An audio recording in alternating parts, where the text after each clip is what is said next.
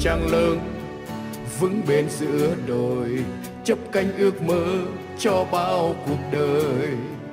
Con em đồng bào cùng nhau chung bước, học hỏi rèn giũa để vượt muôn trùng khơi.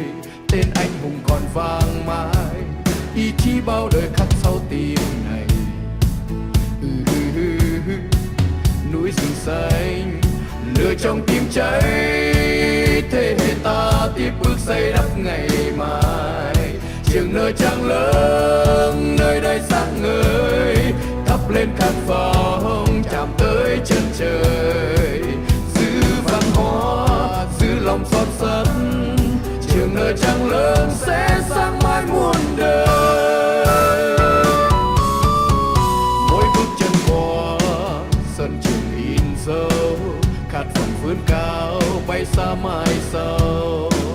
Từ núi rừng xanh ta cùng xây đắp, giữ mãi bản sắc trong tim không phai mờ.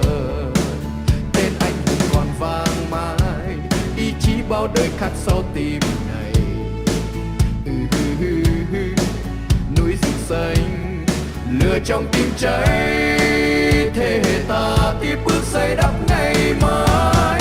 Trường nơi trăng lớn, nơi đây sáng ngời, thắp lên khát vọng chạm tới chân trời. Giữ văn hóa, giữ lòng son sắt, trường nơi trăng lớn sẽ sáng mãi muôn đời. Mỗi bước chân qua sân trường in dấu, khát vọng vươn cao bay xa mai sau. Từ núi rừng xanh ta cùng xây đắp, giữ mãi bản sắc trong tim không phai mờ. Giữa núi rừng xanh ta vững bước đi, thắp sáng tương lai vượt qua thời thách thức.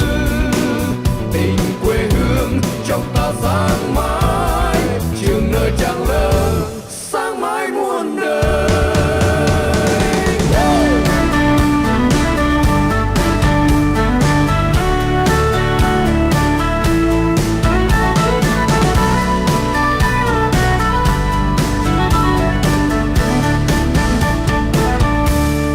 Trường nơi trăng lớn, nơi đây sáng ngời, thắp lên khát vọng chạm tới chân trời. Giữ văn hóa, giữ lòng son sắt, trường nơi trăng lớn sẽ